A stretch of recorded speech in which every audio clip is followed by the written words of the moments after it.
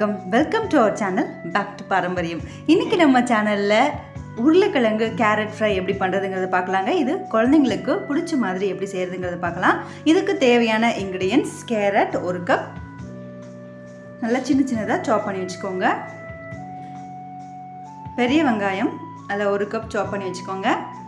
உருளைக்கிழங்கு ஒரு பெரிய சைஸ் உருளைக்கிழங்கு நான் எடுத்துருக்குறேங்க. அதை சின்னதாக கேரட் சைஸ்க்கு நீங்கள் சாப் பண்ணி வச்சுக்கோங்க. கடுகு தாளிக்கிறதுக்காக, இஞ்சி பூண்டு விழுது, கரம் மசாலா, வத்தல் தூள், தக்காளி, உப்பு தேவையான அளவுங்க, தண்ணியும் தேவையான அளவு எடுத்துக்கோங்க. வாங்க இப்போ எப்படி பண்ணுறதுங்கிறத பார்க்கலாம். ஃபஸ்ட்டு ஒரு கடாய் எடுத்துக்கலாங்க.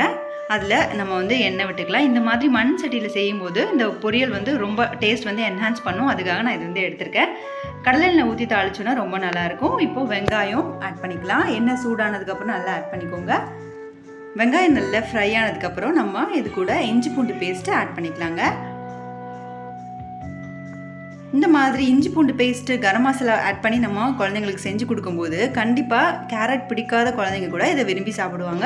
அதனால இந்த மாதிரி மெத்தடில் கண்டிப்பாக உங்கள் வீட்டில் குழந்தைங்க இருந்தாங்கன்னா செஞ்சு கொடுங்க. இஞ்சி பூண்டு பேஸ்ட் போட்டு நல்லா ஃப்ரை ஆனதுக்கப்புறம் கொஞ்சம் தக்காளி ஆட் பண்ணிக்கலாம். நான் தக்காளியில் பாதி சைஸ் தான் எடுத்து கட் பண்ணியிருக்கிறேங்க. இப்போது ஒரு உருளைக்கிழங்கு நம்ம இது கூட ஆட் பண்ணிக்கலாம். நல்லா சாட்டே பண்ணி விட்டுருங்க. இப்போ நம்ம கேரட் ஆட் பண்ணிக்கலாம்.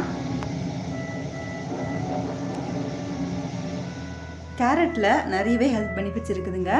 விட்டமின் ஏ இருக்குது, கண்ணுக்கு ரொம்ப நல்லது, நம்மளுடைய ஸ்கின் ஹெல்த்துக்கு ரொம்ப நல்லது.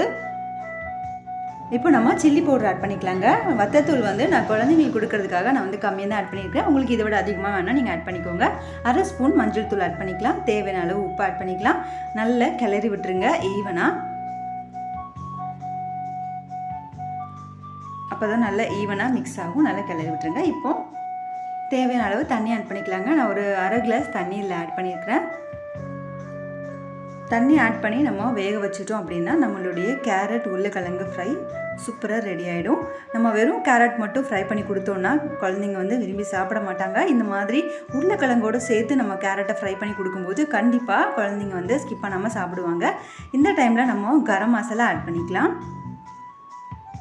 இந்த கரம் மசாலா எதுக்கு நம்ம ஆட் பண்ணுறோம் அப்படின்னா, சில குழந்தைங்களுக்கு இந்த இஞ்சி பூண்டு பேஸ்ட்டு, கரம் மசாலாலாம் ஆட் பண்ணும்போது நல்ல நான்வெஜ் டேஸ்ட்டில் இருக்குன்னு விரும்பி சாப்பிடுவாங்க. அதனால இந்த மாதிரி டேஸ்ட்டில் நாங்கள் செஞ்சுருக்கோங்க. கண்டிப்பாக நீங்களும் இந்த மெத்தடில் உங்கள் வீட்டில் செஞ்சு கொடுங்க, குழந்தைங்களுக்கு விரும்பி சாப்பிடுவாங்க.